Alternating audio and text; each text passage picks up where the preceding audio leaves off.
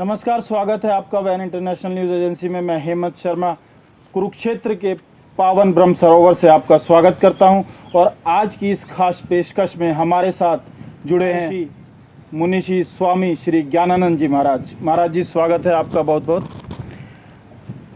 तो बात जब कुरुक्षेत्र की हो, धर्म नगरी की हो, महाभारत की उस भूमि की हो, तो ब्रह्म सरोवर का नाम ना आए ऐसा अनुचित ही लगभग लगता है। महाराज जी, ब्रह्म सरोवर पर हम इस वक्त मौजूद हैं और ब्रह्म सरोवर के बारे में क्या हमारे दर्शकों को आप बताना चाहेंगे कि क्यों ब्रह्म सरोवर की अपने आप में इतनी महत्वता है, जिसको एशिया का एक बड़े सरोवरों में एक माना जाता है?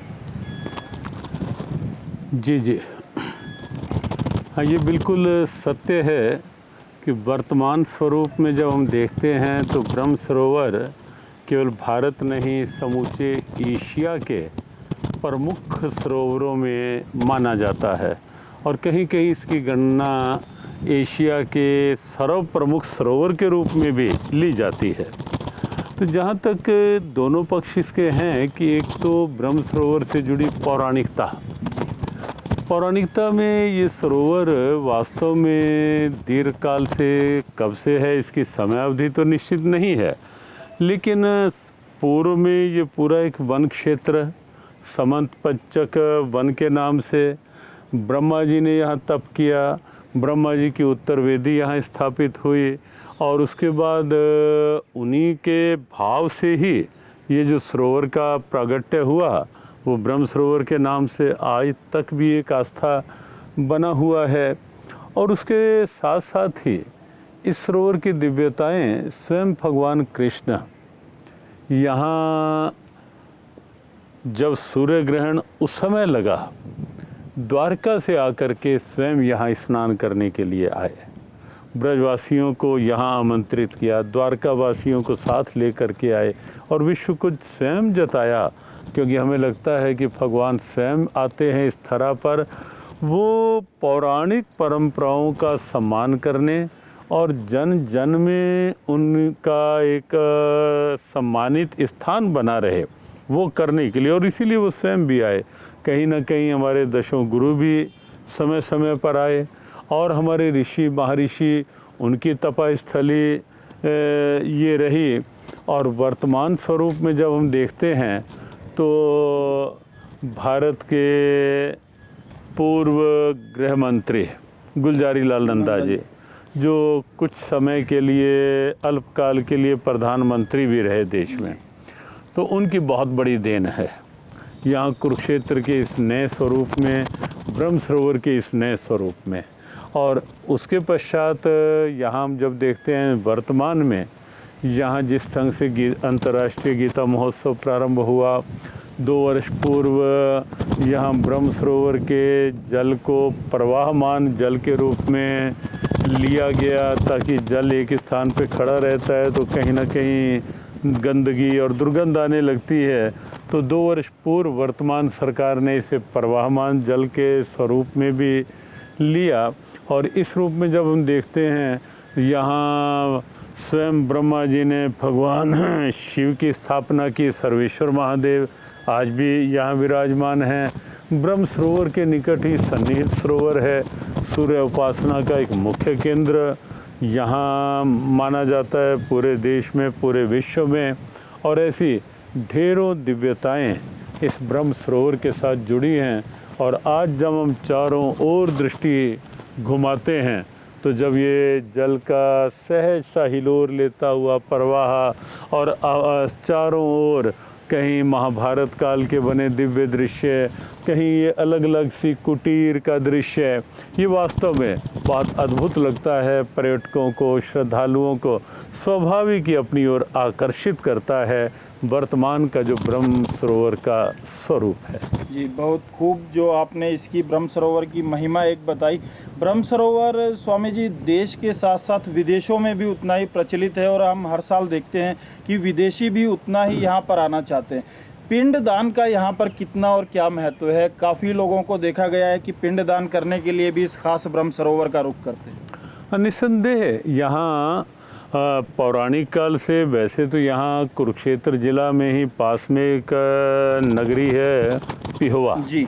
पृथुदक तीर्थ के नाम से माना जाता है, और क्योंकि उस नगरी के साथ पृथु राजा का वो भाव जुड़ा हुआ है कि जहाँ प्रारंभ से उन्होंने अपने पूर्वजों के प्रति पिंडदान किया, और वो क्योंकि एक ही क्षेत्र माना जाता है, और यहाँ भी ब्रह्मा जी की तपस्थली, और कुरु राजा ने अपने पूर्वजों के निमित्त से यहाँ उस परंपरा का निर्वहन किया, तो परंपराएं कहीं ना कहीं मरती नहीं हैं, जीवित रहती हैं।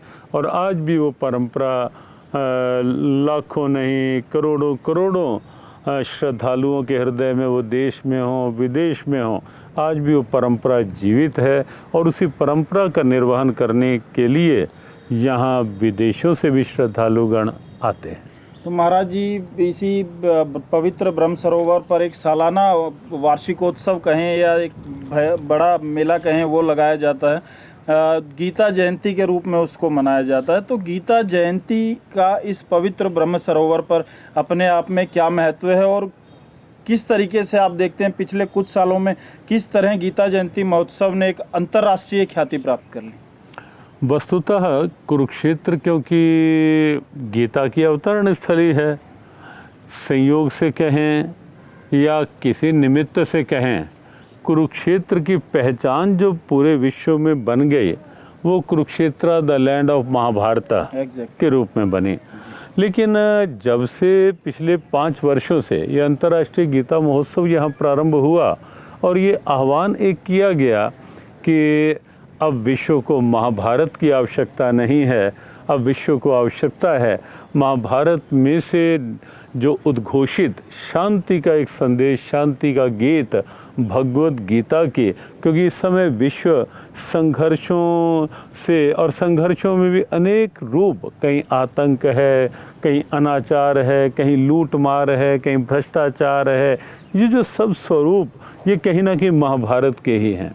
विश्व कहीं ना कहीं अंदर से खोज रहा है शांति, और जब वो खोज कहीं ना कहीं किनारे लगेगी, तो वो किनारा जो होगा वो कुरुक्षेत्र होगा। और जब कुरुक्षेत्र में पहुँचेंगे तो ध्यान आएगा वो शांति का गीत भगवत गीता। और इसीलिए हमें लगता है कि Kurukshetra the land of Bhagavad Gita ये अब आवश्यक है, और उसको उसी रूप में प्रमाणित करने के लिए और उसकी प्रासंगिकता पूरे विश्व के सामने रखने के लिए यहाँ जो गीता उपदेश हुआ, गीता जयंती के दिन हुआ। उस गीता जयंती को हरियाणा सरकार ने अपना राजकीय उत्सव स्वीकारा, और स्वीकार करके यहाँ एक अंतर्राष्ट्रीय गीता महोत्सव की संरचना प्रारंभ हुई। और ज्योतिसर जो गीता उपदेश स्थली है, यद्यपि वहाँ भी कार्यक्रम रहते हैं, गीता यज्ञ होता है, लेकिन क्योंकि ये ब्रह्म सरोवर की दिव्यता सबको अपनी ओर आकर्षित करती है, और हम यदि ये कहें कि ब्रह्म सरोवर इस समय कुरुक्षेत्र का एक हृदय है, तो भी शायद अनुचित ना होगा। तो इसलिए वो हृदय स्थल ही गीता उपदेश का मुख्य केंद्र इन दिनों बना रहता है, और लोग आते हैं, पार्टनर कंट्री के रूप में अलग अलग देश जुड़ते हैं, पार्टनर स्टेट के रूप में अलग अलग प्रदेश जुड़ते हैं, देश विदेश के चिंतक विचारक यहाँ के चिंतन करते हैं, मंथन करते हैं, और गीता का वह सार्वभौम संदेश पूरे विश्व तक की प्रेरणा बनाते हैं। तो महाराज जी, जो गीता जयंती महोत्सव इस पावन धरा पर ब्रह्म सरोवर पर शुरू किया गया था, एक नींव रखी गई थी, वो गीता जयंती महोत्सव आज एक आपको कहीं नहीं लगता कि एक वटवृक्ष की ओर जा रहा है? वही गीता जयंती महोत्सव भारत के अलावा अन्य कई देशों में भी आजकल आयोजित किया जाने लगा। निस्संदेह वैसे तो गीता उपदेश हुआ जहाँ, वो वट वृक्ष की छाया में ही हुआ था, और आवश्यक भी था कि गीता का ये संदेश केवल एक बीज की तरह सूक्ष्म ना रह जाए, केवल अंकुरण मात्र तक सीमित ना रह जाए, इसकी छाया समूचे विश्व तक पहुँचे। और गीता में ये क्षमता है, गीता की प्रेरणाओं में, कि समूचे विश्व को प्रेम और सद्भाव के आगोश में सिमेटने की। और इसीलिए अंतर्राष्ट्रीय गीता महोत्सव विश्व भर की प्रेरणा बनना प्रारंभ हुआ। बाहर के देशों में भी, मॉरिशस में गीता जयंती महोत्सव हुआ, वहाँ के राष्ट्रपति, प्रधानमंत्री, मंत्रीगण स्वयं सम्मिलित हुए। उन्होंने भी आग्रह किया कि हर वर्ष यहाँ गीता महोत्सव हो। यूके में, इंग्लैंड में गीता महोत्सव हुआ। वहाँ की पार्लियामेंट के दोनों सदनों में अद्भुत भारत की एक गरिमा प्रकट हुई जब हाउस ऑफ कॉमन्स और हाउस ऑफ लॉर्ड्स दोनों में भगवद गीता को ससम्मान स्थान दिया गया। और इस वर्ष ऑस्ट्रेलिया में निश्चित था अंतर्राष्ट्रीय गीता महोत्सव, और कोविड-19 के कारण वो नहीं हो पाया, लेकिन समय आने पर वो होगा ही। वहाँ की पार्लियामेंट पूरी तरह से प्रतीक्षा में थी कि यहाँ भी भगवद गीता इंग्लैंड की पार्लियामेंट की तरह विराजित हो। तो इस पावन धरा की अगर बात की जाए महाराज जी, ब्रह्म सरोवर से थोड़ा सा बाहर निकला जाए तो आज से कुछ वर्ष अगर पीछे जाएं तो कुरुक्षेत्र का नाम हमेशा युद्ध भूमि कुरुक्षेत्र लिया जाता था, जिसको आज हम देखते हैं तो वो धर्म भूमि कुरुक्षेत्र लिया जाता है। तो क्या रहस्य है इसके पीछे?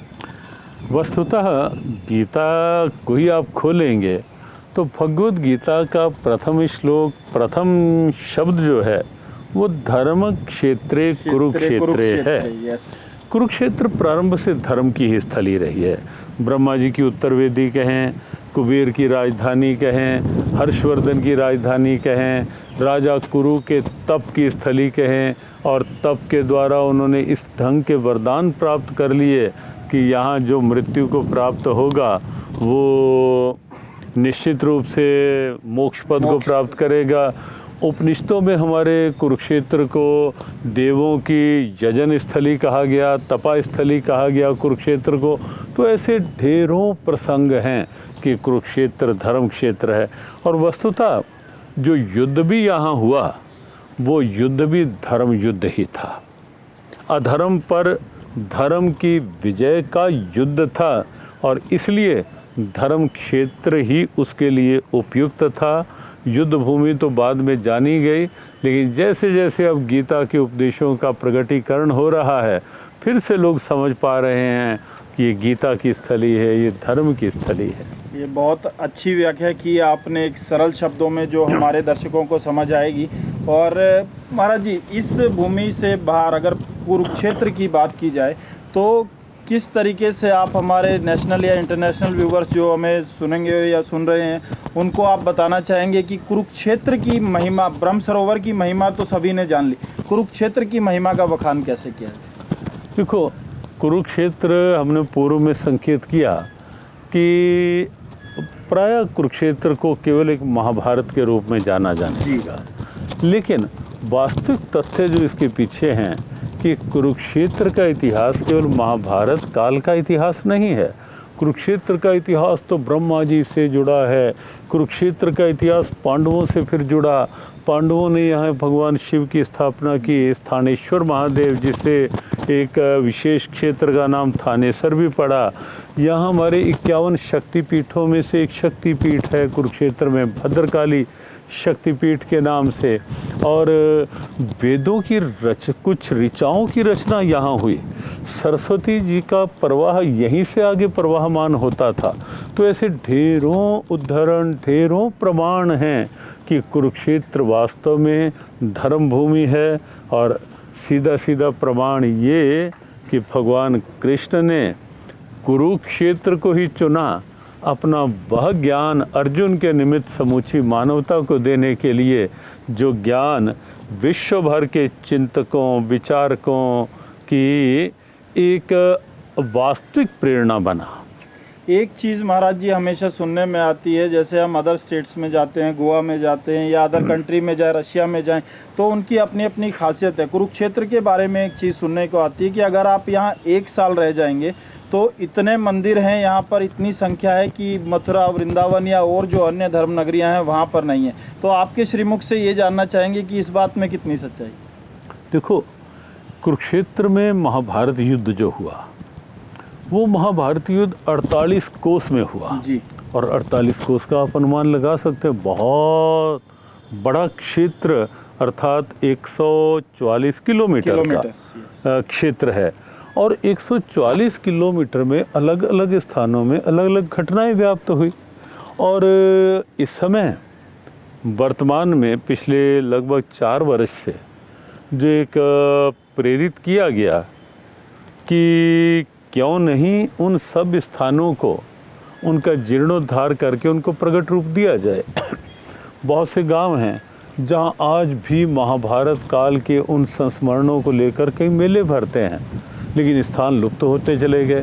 तो वर्तमान में फिर प्रयास चल रहे हैं और ये बिल्कुल आपने सत्य कहा है कि इस ढंग के ढेरों स्थान, और बड़ी बात ये कि यहाँ स्वयं भगवान कृष्ण न केवल महाभारत युद्ध में रथ चलाते हुए दिखाई दिए, बाद में सूर्य ग्रहण के समय आए, अनेकों ऋषि महर्षि यहाँ आए, तो उन सब का वृतांत और कहाँ कहाँ वे गए वो देखा जाए तो निस्संदेह लगेगा कि वास्तव में एक विराट क्षेत्र है कुरुक्षेत्र, जहाँ जितना रह करके जितने दर्शन किए जाएं फिर भी नहीं कहा जा सकता कि मैंने पूरे कुरुक्षेत्र के सभी स्थानों के दर्शन कर लिए। बहुत खूब महाराज जी। एक और चीज़ मैं एक अंतर आपसे जानना चाहूँगा। श्रीमद् भागवत गीता जो दुनिया में विख्यात है और हर एक भारतवासी या विदेश में जो रह रहे हैं हिंदुइज्म से जुड़े हुए जो लोग हैं उसको बखूबी जानते हैं। श्रीमद् भागवत गीता और एक जियो गीता, दोनों में क्या डिफरेंस है हमारे दर्शकों को आज ये बताएं। वस्तुतः मूल ग्रंथ तो श्रीमद् भगवत गीता ही है।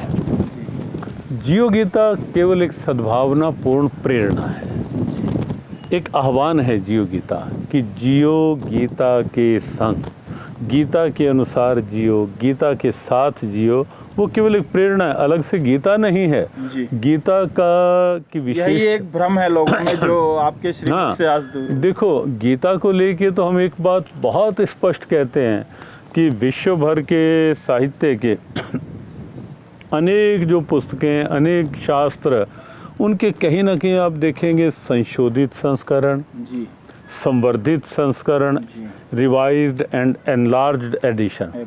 लेकिन भगवत गीता के तब भी 700 श्लोक ही थे, आज भी 700 ही श्लोक हैं। और जहाँ तक जियो गीता की बात है, जियो गीता ने अपनी कोई अलग गीता नहीं बनाई। जियो गीता ने तो केवल उन्हीं 700 श्लोकों में से श्लोक ढूंढे कि कौन से श्लोक चिकित्सा क्षेत्र के लिए व्यवहारिक हैं, कौन से श्लोक शिक्षा क्षेत्र के लिए, कौन से श्लोक प्रकृति के लिए। तो अलग अलग केवल जियो गीता एक प्रेरणा है, एक आह्वान है। आप यहाँ पर एक ऐसा म्यूज़ियम बनाने जा रहे हैं जो एक अपने आप में एक अनोखा म्यूज़ियम होगा, तो उस म्यूज़ियम की महत्वता क्या होगी और किस तरीके का वो अनोखा म्यूज़ियम होगा, उसके बनने से पहले ही आपके शब्दों के द्वारा किस तरीके से उसका बखान किया? वस्तुतः हमारे मन में बहुत समय से एक वेदना ये रही है कि जहाँ गीता का उपदेश हुआ कुरुक्षेत्र में, उस क्षेत्र में गीता के नाम पे आज तक इस ढंग का क्यों नहीं कुछ हो पाया कि विश्व भर के लोग गीता की ओर आकर्षित हों। हमारे मन में एक भाव जगा कि विश्व भर के लोगों को लगे कि गीता क्या है और गीता में क्या है। और उस दृष्टि से हमारी जो म्यूज़ियम को लेकर एक मानसिक सोच और एक परिकल्पना है वो है कि गीता महाभारत युद्ध से पूर्व भी थी, उसका प्रमाण गीता में ही है। भगवान कृष्ण कहते हैं इमं विवस्वते योगम, हे अर्जुन ये उपदेश जो मैं तुझे दे रहा हूँ ये सृष्टि के प्रारंभ में मैंने सूर्य को दिया था। तो हम म्यूज़ियम में वहाँ से प्रारंभ होंगे कि सृष्टि का प्रारंभ, उसके बाद ऋषि परंपरा में वो उपदेश आया, उसके बाद धीरे धीरे वो गीता हमारे आचार्यों तक पहुंची। शंकराचार्य, निम्बार्काचार्य, रामानुजाचार्य, सब आचार्यों ने टीकाएं लिखी, उनका सम्मान हो। देश के सामने वो हमारी आचार्य परंपरा आए। उसके साथ साथ विदेश के लगभग सभी प्रमुख चिंतक, वो भले ही आइंस्टाइन हो, एमर्सन हो, थॉरो हो, हेनरी मिलर हो या जो भी, सब ने कहीं ना कहीं गीता का शोध किया, गीता से कुछ पाया। वो हम गीता म्यूज़ियम में प्रस्तुतियाँ लेंगे, विश्व को लगे कि गीता को विश्व भर ने स्वीकारा है। हमारा पूरा स्वतंत्रता संग्राम, फ्रीडम मूवमेंट जो था वो टोटली गीता बेस्ड था। कन्हैयालाल मानिकलाल मुंशी जी ने एक बात कही, हमें बहुत प्रिय लगी। उन्होंने कहा कि भारत के स्वतंत्रता संग्राम में से अगर भगवद गीता को अलग कर दिया जाए तो मुझे अधूरा सा दिखता है। कोई फांसी के फंदे पे गीता लेके खड़ा है, कोई गीता पढ़ के गोलियां सीने पे खा रहा है और कह रहा है कि मुझे परवाह नहीं, गीता मेरे हाथ में है, मनोबल बढ़ाया। तो वो हम सब एक सजीव प्रस्तुति उस म्यूज़ियम में देना चाहते हैं।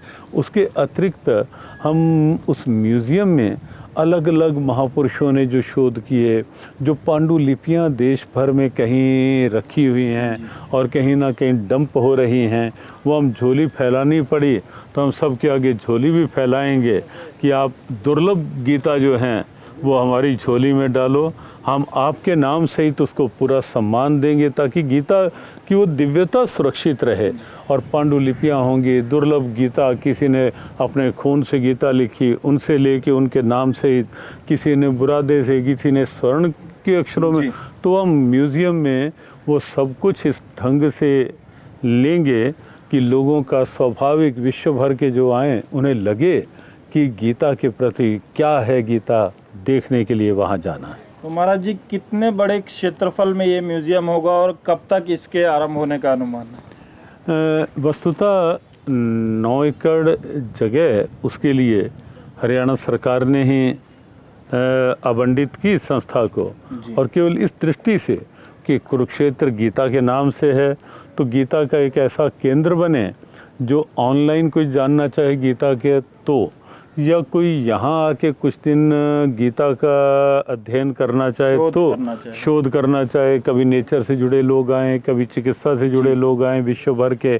शोध करें, या पहले से जो शोध है उसका लाभ लेकर के उसको विश्व भर में आगे बढ़ाएं। तो इस ढंग से वो 9 एकड़ ज़मीन है, उसमें बड़ा हिस्सा म्यूज़ियम का है, और उसका एक लघु रूप जो है वो इस गीता जयंती तक हम लाने वाले हैं, और जो एक विराट रूप उसका म्यूज़ियम का होगा, जो एक सजीव प्रस्तुतियों वाला होगा, वर्ल्ड लेवल का जो होगा, ताकि लघु रूप देख करके लोगों को की उत्सुकता बन जाए कि अच्छा ये म्यूज़ियम बनने जा रहा है, और आगे अगले वर्ष हम उसको प्रारंभ करेंगे। और हमें उम्मीद है कि आने वाले 2-2.5 वर्षों में उस बड़े स्वरूप को भी हम ला पाएँ सामने। इसलिए हम भी उम्मीद करते हैं कि वर्ल्ड लेवल का वो म्यूज़ियम बहुत जल्द बनकर तैयार होगा और राष्ट्रीय और अंतर्राष्ट्रीय दर्शकों के लिए विश्व पटल पर कुरुक्षेत्र का नाम एक इतिहास के पन्नों पर तो हालांकि लिखा ही गया है, लेकिन और अच्छे तरीके से दर्ज हो जाएगा। महाराज जी, चलते चलते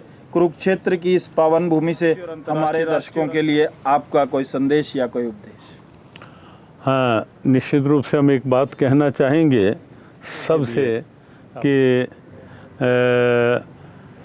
भगवद गीता से जुड़े, कुरुक्षेत्र की दिव्यता आपको अनुभव होगी भगवद गीता में, मानवता की सद्भावना आपको अनुभव होगी भगवद गीता में, मानसिक शांति आपको अनुभव होगी भगवद गीता में। आप जहाँ हैं अपने अपने कर्तव्य के प्रति समर्पित निष्ठा की भावना जगेगी आपको भगवद गीता के माध्यम से। भगवद गीता जब आपके हाथ में होगी तो निश्चित रूप से आप जीवन मूल्यों के साथ जी पाएंगे, आप मानवीय संवेदनाओं को समझ पाएंगे। भगवद गीता जब आपके हाथ में होगी तो आप जीवन को और जीवन के हर पल को केवल बिताने के भाव में नहीं आगे चलेंगे, जीने के भाव में आगे चलेंगे। और इसीलिए हमारा ये आह्वान है, जियो गीता के संग, सीखो जीने का ढंग। जियो गीता के संग। आज हमने जाना कि किस तरीके से गीता और जियो गीता में कोई डिफरेंस नहीं है। जो एक भ्रम की स्थिति लोगों में पैदा हुई थी कि कोई नई गीता बना दी गई है, स्वामी जी से जाना हमने कि क्या कुरुक्षेत्र की इस पावन धरा का महत्व है, क्या ब्रह्म सरोवर का महत्व है, और किस तरीके से कुरुक्षेत्र में एक इंटरनेशनल लेवल का म्यूज़ियम भी गीता पर बनने जा रहा है। तो गीता एक पावन ग्रंथ जिसको हम लोग जानते हैं, उसकी पूर्ण महत्वता यहाँ पर आने वाले कुछ दिनों में, और स्वामी जी ने जैसा कहा कि इस गीता जयंती से एक लघु रूप उसका शुरू हो जाएगा। तो हम उम्मीद करते हैं कि यहाँ आने वाले लोगों का, टूरिस्ट पर्यटक जो आते हैं उनका भी समूह आएगा, और शोधकर्ता भी नए नए समय समय पर यहाँ पर आते रहेंगे, हालांकि अभी भी आते रहते हैं। तो आज के लिए बस इतना ही, धन्यवाद।